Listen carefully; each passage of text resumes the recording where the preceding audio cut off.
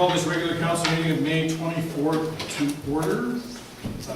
We have no public hearing today. I have a couple of quick announcements I'd like to make. Was pleased to ride the Pipe Mountain coaster down at Rowlands Mountain Resort the other day. And yeah, great addition and fun ride, and you're going to have to try it. I also attended shortly for the Timber Days, and we had the political saw-off, and I got to say that, you know, I understand that Scott Duke is a political master, but he's obviously not even a close second when it comes to a political saw-off against the mayor. You're a saw-off lightweight, Scott. Still undefeated all these years. Attended the Covats Park new equipment opening today, the teddy bear picnic, and I look at the improvements that are going on at Covats Park, and I really think that Covats Park is going to be a real jewel of the community over the years as we do more and more improvements down there.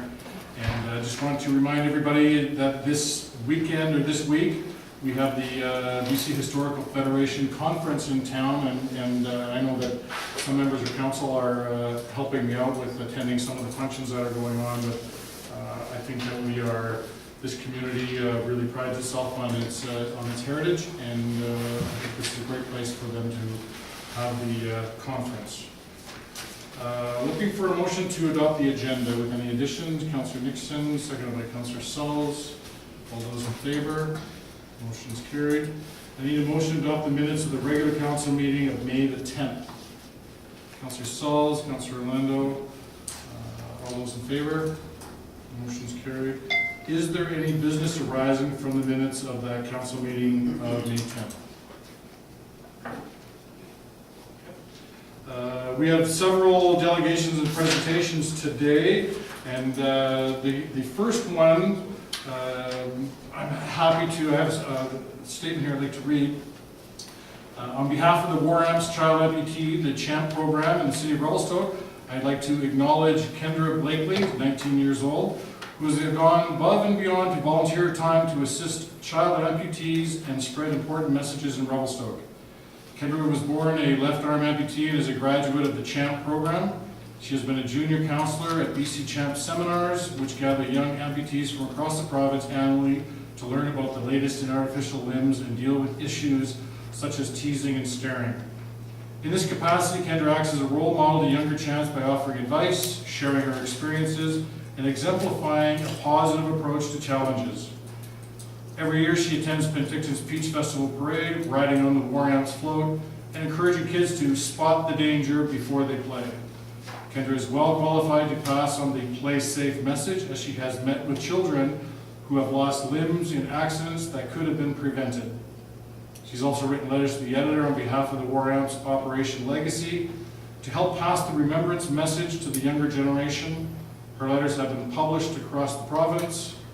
Kendra is an excellent example of the War Amps philosophy, amputees helping amputees, and has made a positive impact in our community and to child amputees in the province. And it gives me great pleasure to say that Kendra is also a good friend of mine and helps me every time I volunteer at McDonald's. And I have a couple of presentations for her. So if you wouldn't mind coming up, Kendra, and I'll present you with all these things here.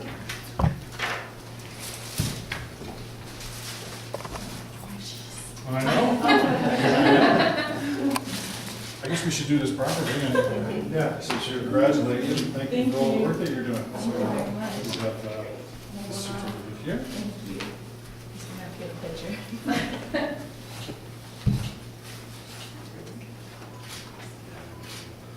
We should get Mom and Dad to come up and get in the picture. Sure. Come on, Kelly, get in here. All right.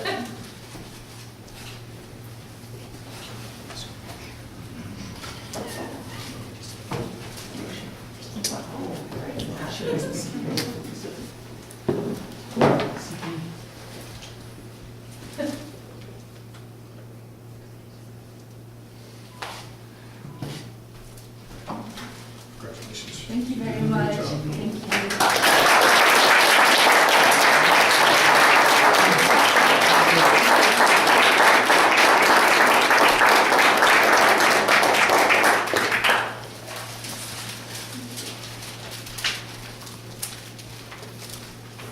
Our next delegation is Chris Politsky with Revy Riders. Chris, if you might go up to the podium. Thank you, Your Worship, Council, and guests for allowing me to present. My name is Chris Politsky, President and co-founder of the Revy Riders Dirt Bike Club. I've got 10 minutes, so I want to get going. This is our progress to date. I've got 10 years of work in about 10 minutes. So here's the sign at the entrance to our track. We were established, this is the old track in the industrial park. We were formed in 2007 when our old track was decommissioned. Turned out to be a blessing in disguise because our new area is way bigger and better. We searched the entire valley for 2 years, everywhere from Three Valley down to the ferry, up north, everywhere looking for the location we finally settled on. This was a few years ago, and we've done a bunch more work since that, but that's it up on West Side Road. We broke ground in 2010. It's hard to see, we just kind of scratched. There's a big rocky field there. We scratched the surface, and then we brought in the heavy machinery. We had a bunch of equipment donated. We had to cap the entire area with rocks. You can see in the corners all the rocks. A big majority of the area had a lot of rocks, and that's not really conducive to a track, but we found the dirt, and some dirt was donated, and we capped it.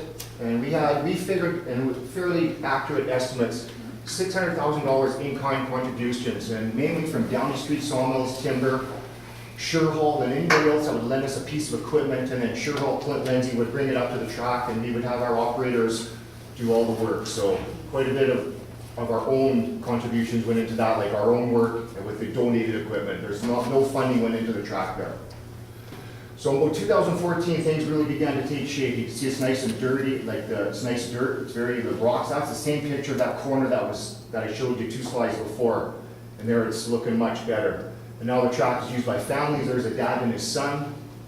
We have kids of all ages riding the track.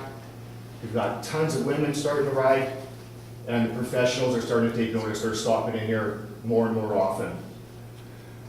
We basically have 3 tracks. We have an Endurocross, which is an obstacle type thing. It's got like rocks and logs and tires dug into the ground. That's just one uphill, and you've got to climb that log at the top. You've got this pile of logs that you ride over, then you go into this thing, an obstacle called the Matrix. There's some riders taking it. And this is what the Matrix looks like from the rider's view. Then you can kind of see the rocks that we have to deal with. So you go through that. It's a challenging, the one on the right is more challenging. The left, we have an easier line around the whole course so everybody can ride it. But it is it's meant to be tougher to challenge some of the riders. And here's another obstacle. You come down this hill, there's a log dug into the ground. You hit that log and you fly over those tires. Or someone with less skill would ride over the log, then ride over the tires. So that's the Endurocross track. Here's our kids and beginner track. It's off separate. It's right beside the parking area. You can kind of see a couple little kids and bikes and a couple corners, a couple jumps, super safe. Kids love it. It's busy all the time. It's produced some great riders. And that is the future of our sport right there, the kids and beginners. You need the kids to grow it. Here's our main motocross track showing that work. You can see before it was just a field with a bunch of trees. We cut down the trees. This is kind of what we've done. And this is a little more artsy shot. My wife and kids said, put that one in. It's hard to tell in here with the light, but so we've done a lot of work there. And onto the trails. This is what we've dedicated. This is where a lot of the funding has gone into. We have some of the best trails around. Look at, like, that is pretty much as good as it gets. It's like nice forest there, nice dirt. It's a machine-built trail. The guy's wheeling. It's got good flow. It's a great trail.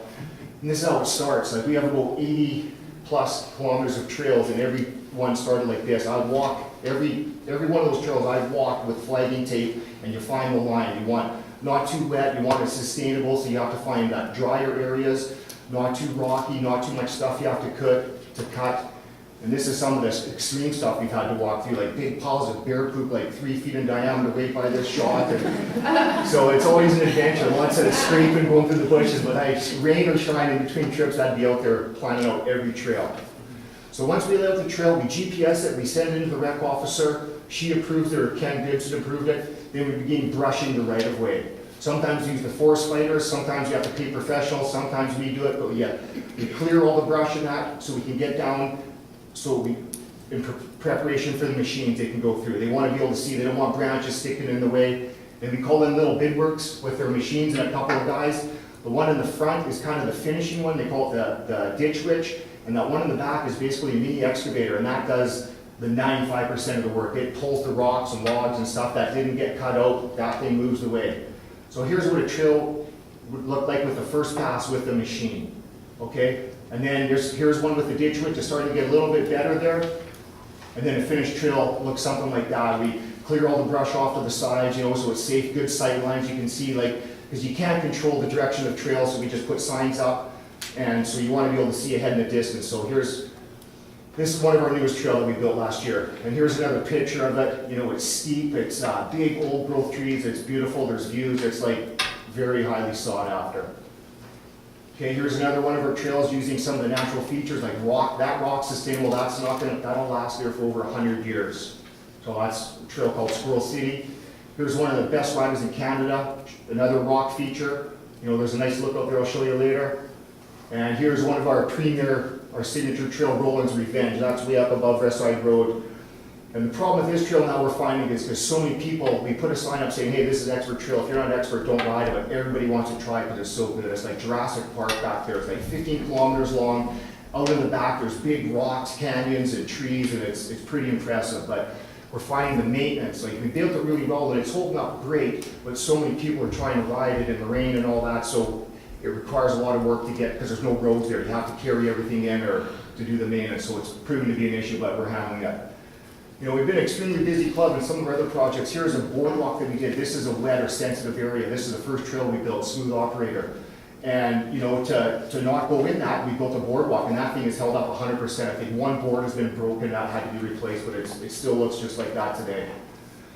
We've been tracking some big name sponsors. Climb is one of the biggest names in off-road, snowmobile, off-road dirt biking apparel, and Red Bull, well, that speaks for itself. And they're super impressed with what we've done, and they want to work with us in the future. That new trail we built is actually called the Climb, spelled like that, just in honor to just to work with them down in the future, more in the future.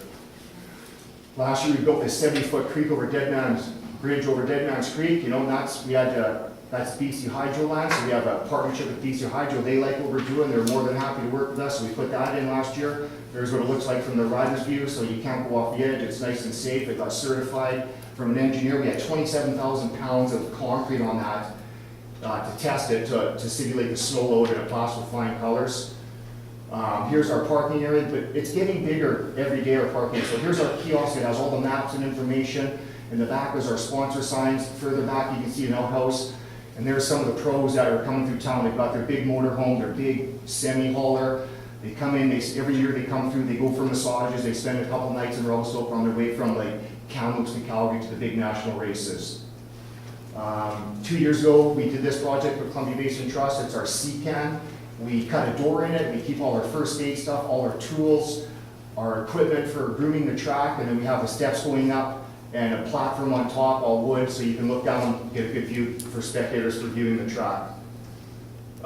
Every year we do an annual mud spots cleanup. We have literally hauled tons of garbage out of there. You know, dirt bikes, you know, I've lived here for 49 years now, and we rode out there when I was 7 years old, and so we don't get kicked out, we want to do our part in keeping that area clean, so this is very important to us.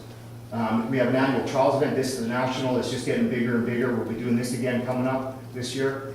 The ladies Triple B event is huge. It doubled last year. This isn't even all the riders. This is just a random picture I took. I was sweeping at one viewpoint.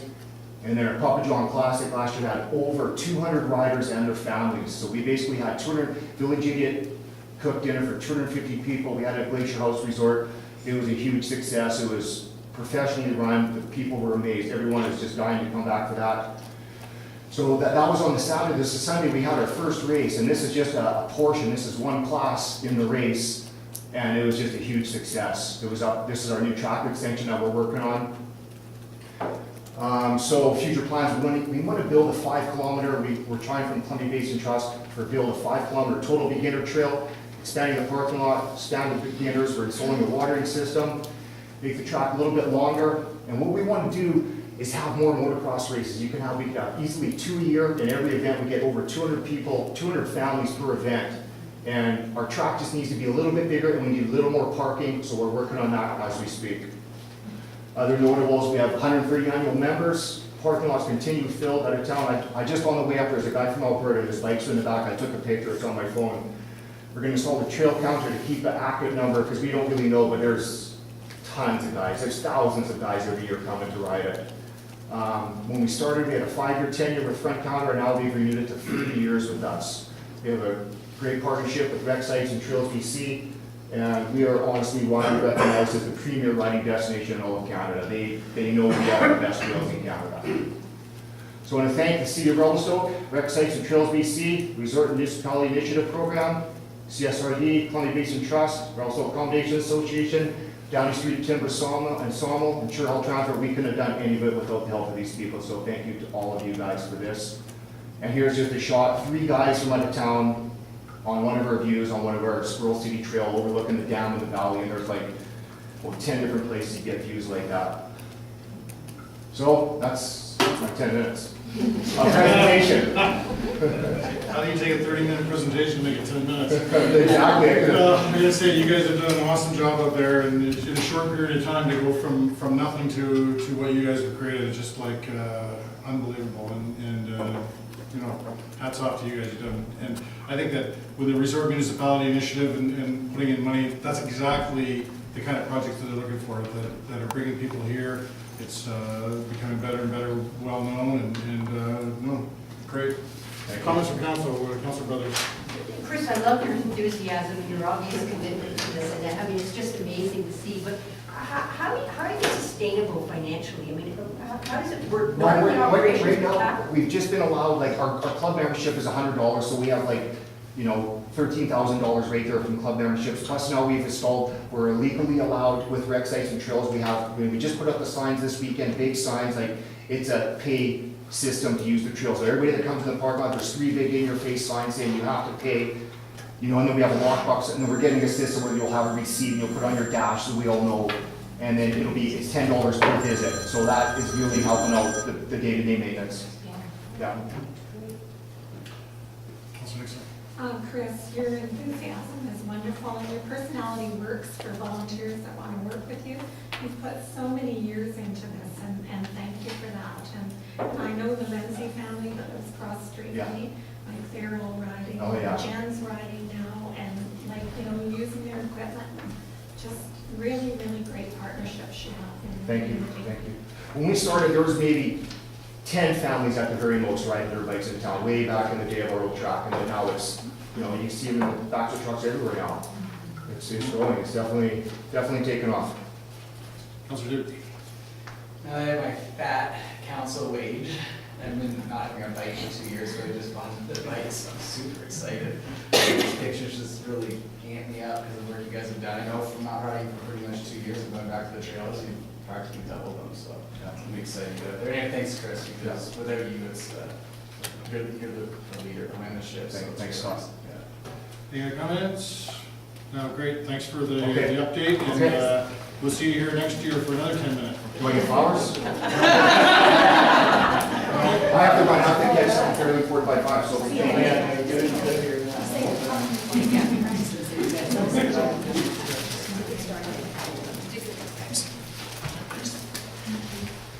Thanks Thank you again. very much, guys. Our next delegation is Community Connections. Sorry.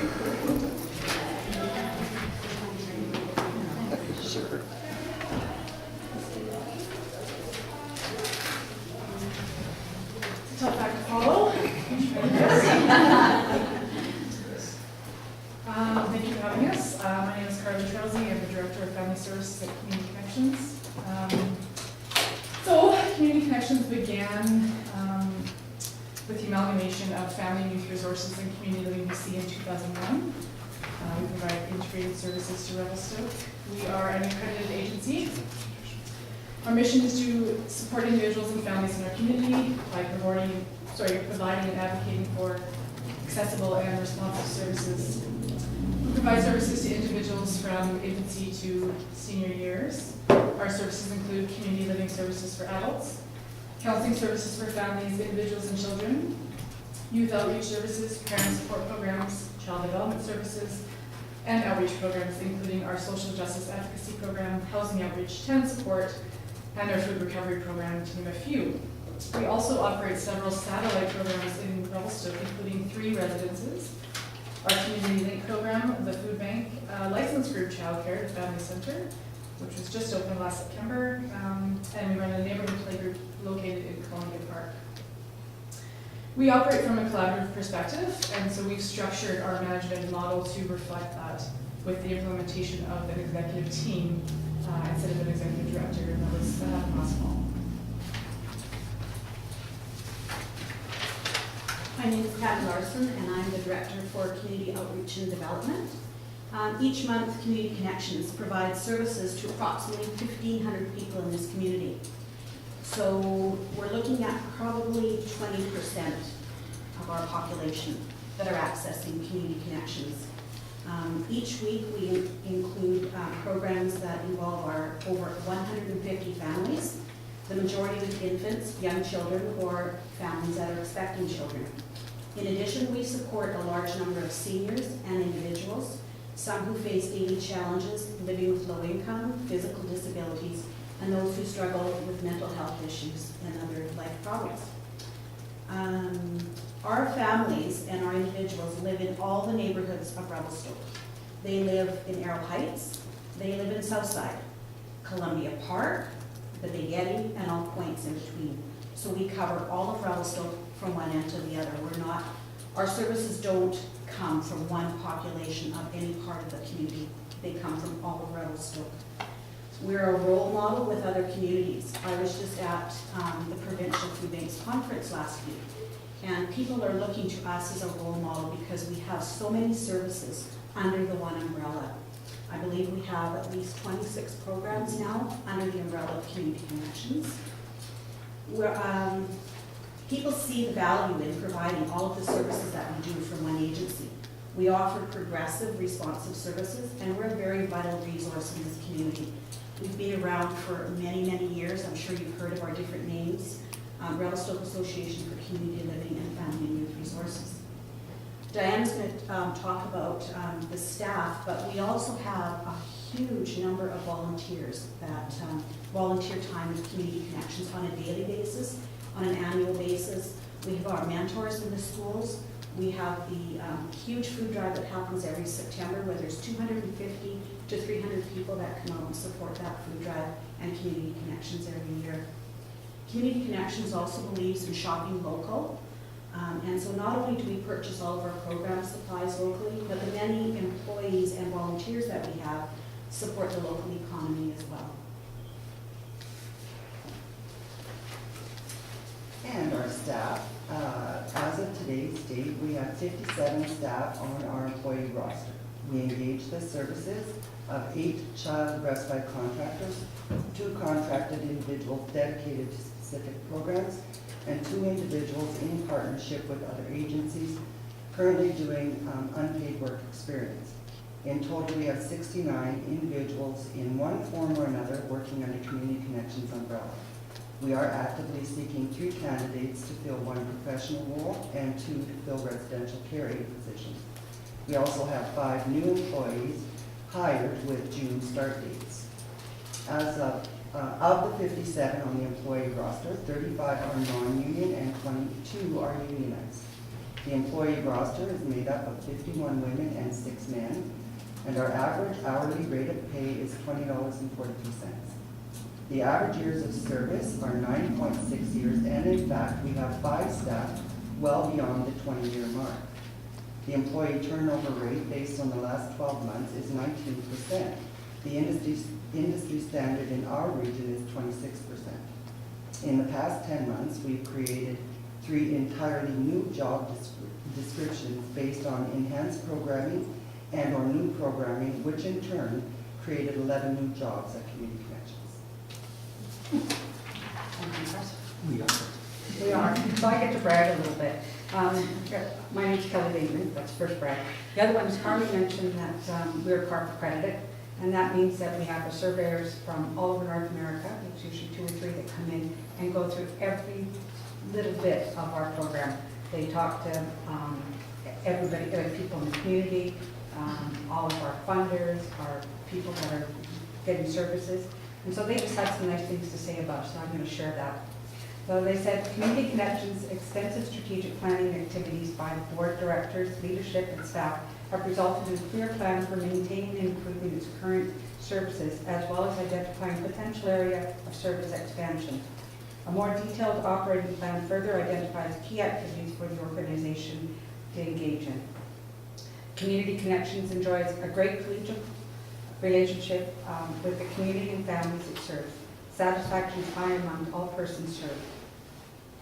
Various innovative approaches are being utilized to the best or to meet individual needs, including going into school to provide support services during specific downtime activities, for example, at lunchtime. The organization demonstrates fluidity as the person serves transitions from program to program during their different stages of life. Just get you one more. The success of the Community Connections enjoys is evidenced through staff members who diligently continue to prepare, empower, and support children, adolescents, and adults with mental challenges to participate in the program to the fullest of physical, social, and emotional potential. The staff members at every level model a professional demeanor, commitment, energy, and creativity. The personnel are clearly the organization's most outstanding resource. I thought that was pretty nice. So this is our third time that we've gone through Carpenter, and 2017 will be our next one, which I expect them all to get 3 years again. That's us. Do you have any questions for us?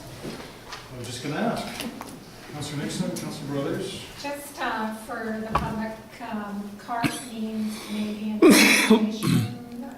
You know, it has a big long one, and actually I never ever remember ever. It's not just Canadian, because it's international. Okay, but it's similar to what healthcare was. Yes. also Yeah, it's a rehabilitation, registration yeah. process. Yeah. So And good and I on think- you that you do that. Yeah, and then the other thing that's interesting about us as well is that we also have a blended survey. So we don't just have behavioral health or just community housing or community. We're a blended one, so it's a little bit more complicated. And it's more complicated for our surveyors as well. Councillor Brothers.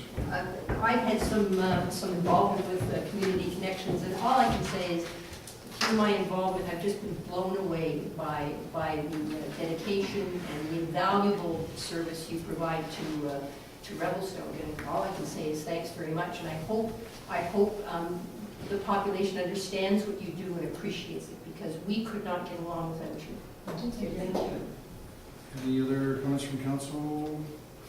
I would like to echo some of those comments and thank you guys for the great job you do. I think that it's be really easy to say that the quality of life of a lot of people in this community would be greatly affected if we didn't have Community Connections, and especially with the exemplary job that you do in all, you said 26 programs.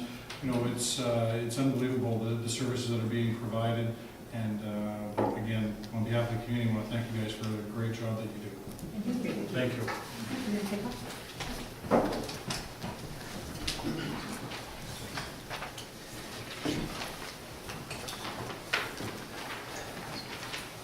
Next item is the rule of business is a zoning amendment bylaw number 2071, and we have a presentation from Mr. Sullivan.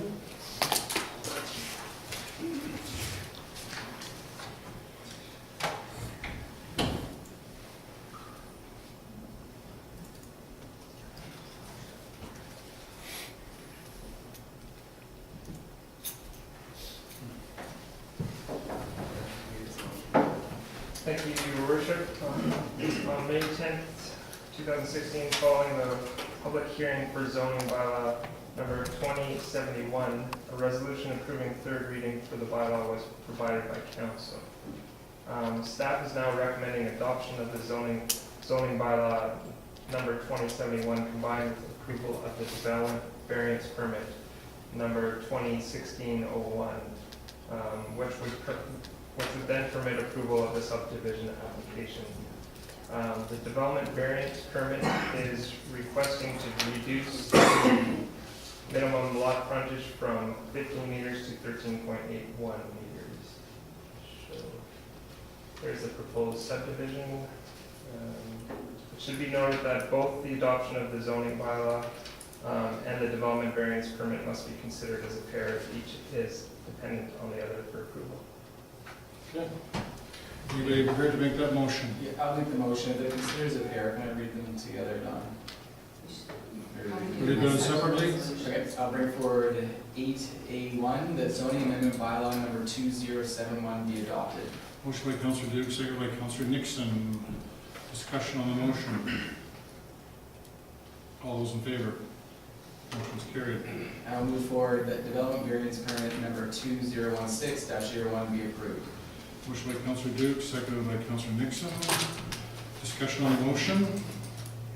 I just wanted to say that I've driven by a couple of times, and I think it's fairly obvious that this lot should be developed, could be developed, and fits in with the neighborhood, and that's why I'm in favor of this thing moving forward.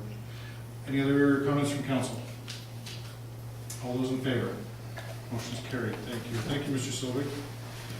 Next item is under new business 9A, rescinded policies for public works. Anybody prepared to make that motion? Councilor Mundo?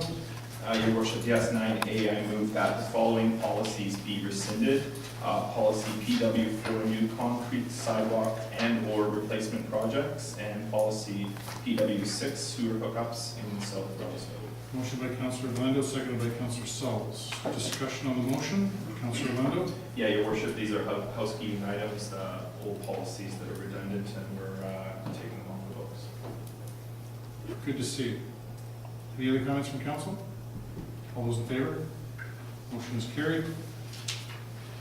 Administration Silga. Yes, your worship, 9B, I move that staff submit a proposal to host the 2018 Silga Convention in Revelstoke. Motion by Councilor Lando, seconded by Councilor Sauls. Any discussion, comments? Councilor Lando. Yeah, I support this. I've been to a couple Silgas, one here and one out of town. It brings a lot of people into town for a big conference, and it has the added benefit of allowing us to showcase the good stuff we're doing here. So, I was talking to some of the organizers and made sure that we had our name on the list, and optimistic that we will be getting it.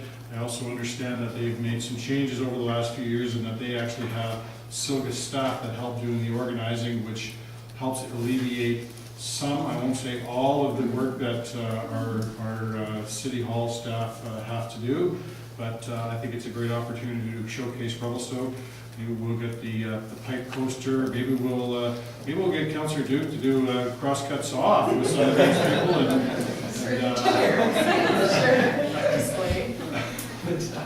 we'll just make sure that the other components are sized and sharpened, and we'll do whatever. Maybe I'll help you out on this next one. Careful, no one else is going to saw next year. Any more comments on this motion? All those in favor? Motion's carried. 9C is a very large, this is actually the biggest I think I've ever had in development services. So I'm wondering if there's a way that we'll break this up, or if you'd like Should to. these be done individually? Yes. Okay, here One we by go. one. One's gonna have a lot of fun. Let's, maybe we'll get Mr. Sully to do the presentation Yep, first, and then you can catch your breath, and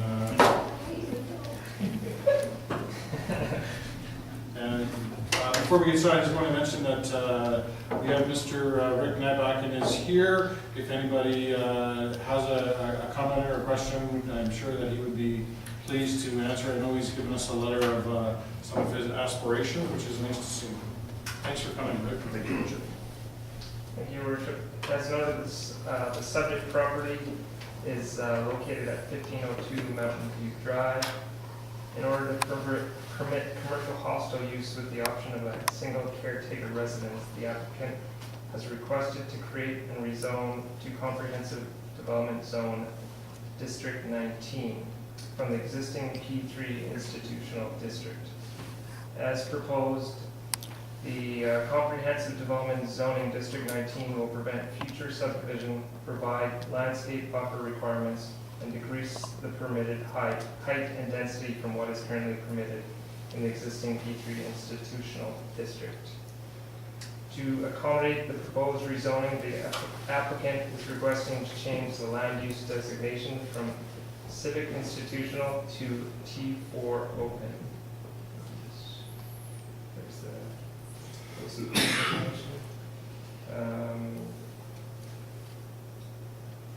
T4 open neighborhood mixed use, while also designating the property as development permit area D, which you'll note it's missing. It's not in the development permit area right now. Staff has put forward recommendations to approve the applications, provide first and second readings, of the proposed bylaws, provide public consultation by means of a public hearing, and meet the legislative requirements of the Local Government Act, hence the law with some recommendations. I'll leave it to you guys. Okay, If you have well, I'll move forward here and start this off with 9C1, that the official community plan amendment application for lot 1, plan 16318, section 23, township 23, range 2, west of the 6th Meridian, Kootenai district, to change the land use designation from civil institutional to neighborhood mixed use T40, and to be designated the property as development permit area D on Schedule G be approved. Motion by Councillor Duke, second by Councillor Nixon. Discussion on the motion. Councillor Duke. I just think this is a really good repurposing of the building, and you may see more churches come up, so this is a great thing that you guys put together. That's my thoughts. Councillor Nixon. This is a good purpose for this building, and I see perhaps the staff could be cognizant of looking at this moving forward if they could look at getting that sidewalk finished from Nickel down to McKinnon. I remember that money came from did it come from the raw or the resort municipality? I'm not sure. If staff could look at that and come back to I us. did talk with Mr. Thomas the other day about There's lots of room for it there. So I'm just looking at the height change, Mr. Selvig, is it reduced from 12 meters to 10.5 meters? Yeah, that's correct. And what is the height in the neighborhood? In the neighborhood, it's mostly bungalows to 2 stories. No, what's the zoning allow? It's 10.5. Okay, so Yeah. we're going down. changing it to consistent with what the neighborhoods allow, whether they build to that height or not. Yeah. Okay, that was my question. Correct. Any other comments or questions on this first motion? Councilor Miller. It's just a question in general, I guess, on all motions, but is there any thought or planned, following up on the question about the sidewalk, to change sidewalks or change traffic patterns in terms of the access? No, there's no plans to change the access for this property, and it would probably not be recommended. Engineering hasn't stated any request to do that, and I think if anything, they would prefer not to have any access, just with regards to the proximity of the intersection. Yeah. Yeah, just your worship, in the report, it does note that the RCMP had a comment about the sidewalks, and yeah, just wanted to- Any more comments on the motion? All those in favor? Motion's carried. I'll move forward C2, the zoning bylaw text amendment application to add the CD19 comprehensive development zone to 19 zone district, new required off-street parking regulations applicable to all zoning districts with caretakers, residents, and hostel. And a new definition of caretaker residence applicable to all zoning districts will cater residents be approved. Motion by Councilor Duke, seconded by Councilor Nixon. Discussion on the motion? All those in favor? Motion's carried. 3, the rezoning application to rezone lot 1, plan 16318, section 23, township 23, range 2, west of 6th Meridian, Kootenai district, from P3 institutional to CD19 comprehensive development zone 19, in order to permit commercial hostel use with the option of a single caretaker residence be approved. Motion by Councilor Duke, seconded by Councilor Nixon. Discussion on the motion? All those in favor? Motion's carried. I move forward that official community plan amendment bylaw number 2113 be read a first time. Motion by Councilor Duke, seconded by Councilor Nixon. Discussion on the motion? All those in favor? Motion's carried. I move 5, that pursuant to section 4752A of the Local Government Act, Council has considered whether the opportunities for consultation with one or more of the persons, organizations, and authorities should be early and ongoing, and determined that it is not necessary. Motion by Councilor Duke, seconded by Councilor Nixon. Discussion on the motion? All those in favor? Motion's carried. Halfway through, Mr. Duke? Yes. 6, that pursuant to section 4752B of the Local Government Act, Council has considered whether consultation is required with specific external agencies and determined that it is not necessary. Motion by Councillor Duke, seconded by Councillor Sauls. Discussion on the motion. All those in favor? Motion's carried. 7, that pursuant to section 476 of the Local Government Act, Council has consulted with the Board of Election for School District Number 19, School District 19. Motion by Councillor Duke, seconded by Councillor Lando. Discussion on the motion. All those in favor? Motion's carried. Move 8, that pursuant to section 4773 of the Local Government Act, Council has determined that official community plan amendment bylaw number 2113 is consistent with the City of Revelstoke's current financial plan and solid waste management plan. Moved by Councillor Duke, seconded by Councillor Sauls. Discussion on the motion. All those in favor? Motion's carried. I move 9, that official community plan amendment bylaw number 2113 be read a second time and staff be directed to schedule a public hearing. Motion by Councillor Duke, seconded by Councillor Sauls. Discussion on the motion. All those in favor?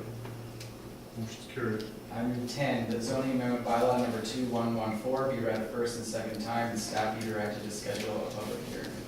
Motion by Councillor Duke, seconded by Councillor Lando.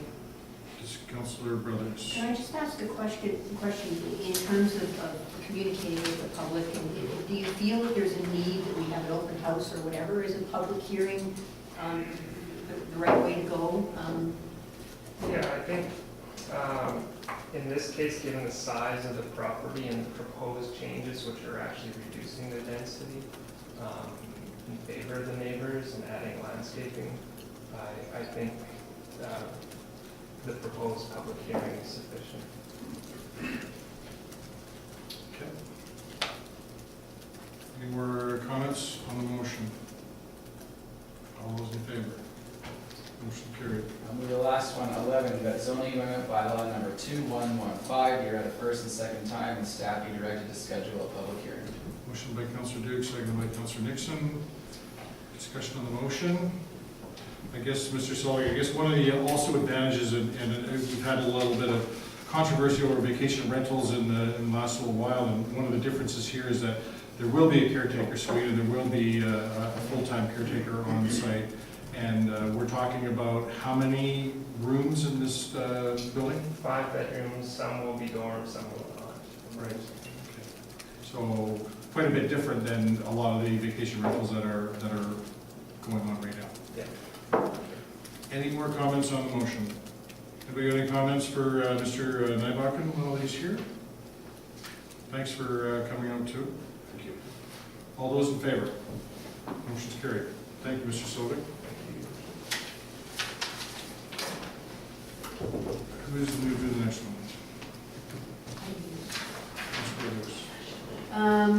D, that the Ministry of Mines be requested to make one of the conditions for approving the expansion of any gravel extraction license on West Side Road, the applicant pay for the installation and ongoing operation of an air quality monitor in Columbia Park, and that the location of the air quality monitor be approved by the City of Revelstoke. Moved by Councillor Brothers, seconded by Councillor Sauls. Discussion on the motion.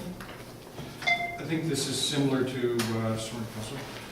This is similar to what we've been doing in the past with other applications, Mr. Strachan? Sure, Your Worship. Councillor Lando. Yeah, Your Worship. I looked through the report and I don't see the motion in the minutes of this healthcare advisory. Your Worship, I meant to point that out to staff. This is the wrong set of minutes from the Health Advisory Committee. Because I have seen the motion coming from this committee in the past. So I think this is pretty standard for what they've asked in the past. And I guess my comment or my question of staff is, since the report is not contained in there, I know we lost our air quality monitor that was on the fire station and it was supposed to be moved over, but it wasn't. Whose responsibility to maintain and install this would be? We're asking the ministry to cover the cost? That's my understanding, yes. Mr. Strachan or Alan? Yeah, my understanding was when we had the air quality monitored before and it was on the fire hall, there was a cost to the city to maintain it. And I think that was one of the main reasons why we discontinued having the air quality control monitor. That was the opinion of council at that time, that that was a cost that was been downloaded from the province. So this motion is quite clear that in addition to the installation, we want the applicant to be responsible for the ongoing operational costs, so there's no cost to the city. Unless the Ministry of Mines decides to do it. Councilor Lindo. Yeah, just, I guess, I don't think it's something that requires an amendment to the motion. However, there are different kinds of air quality monitors. The one that we had before monitored for basically combustible particulate matter that is in the air. And I think the nature of what's being requested, because it's talking about gravel here, would be a different monitor. So that's something to look out for if staff in the correspondence with the minister. Okay, motion is on the floor. Any other comments or questions? All those in favor? Motion's carried. Item E? I'll do E. The city council, should I do it in two parts or one part? They're two different things, so we should do it in two parts. That city council directs staff not to pursue the idea of placing decorative lighting on the Columbia River Bridge on the Trans-Canada Highway. Motion by Councilor Brothers, second by Councilor Nixon. Discussion, comments? Personally, I don't see what the big deal is. Like, I look at pictures from all over the world, and they show these bridges all lit up, and I'm going, that looks great. It looks warm and inviting and welcoming to the community. I don't know why there's such a big stink about it. And you know, there's different ways to do it. And anyways, I still think that it's important. I still think it's a good idea. Councilor Duke and then Councilor Brothers. I think we've got lots of battles to fight in this one. Not put the energy in. So I'm going to vote for the motion. Councilor Brothers. Well, the thing that scares me right off the bat is the cost of doing the studies. And I mean, if there's a way around that, you know, I'd be prepared to take a look at it. But I mean, that just turns me off right off the bat because we don't have the money to make those kinds of studies. Councilor Lindo. Yeah, Your Worship, it is a Ministry of Transportation bridge, so it's, you know, they call the shots. And I don't want to gamble $250,000. There's lots of other things that we can do with this money that would augment tourism and showcase Revelstoke. Any other comments? Motion is to not pursue the idea of placing decorative lighting at Columbia River Bridge. All those in favor? Against? I don't care if you write my name down or not. Motion is approved. Part 2, that city council directs staff not to pursue the idea of placing decorative lighting on the trees at the intersection of Victoria Road and the Trans-Canada Highway. Motion by Councilor Brothers, seconded by Councilor Nixon.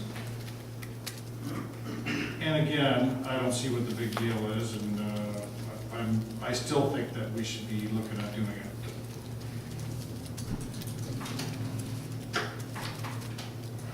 But I'm not going to argue and fight about it. I'm just going to say that I don't support the motion. Discussion, Councilor Brothers. Are you suggesting, Your Worship, that we just put the lights up and hope that they don't notice? Or, I mean, is there a way around this? I guess that's where I'm going. I hear what you're saying. I appreciate what you're saying. I mean, it would be nice, but I don't want to get into a fight with the ministry. And I don't know, is there another way around it? Well, we could fight with them about lights on trees and then say, okay, if you just fix this road properly, pay for the whole thing, we'll forget the lights on the trees. Like, you know, everything's a negotiation. Comments or questions? Motion is to not pursue the lighting up the trees. All those in favor? Against? Motion is carried. At least I feel better that I voted the right way. Item F.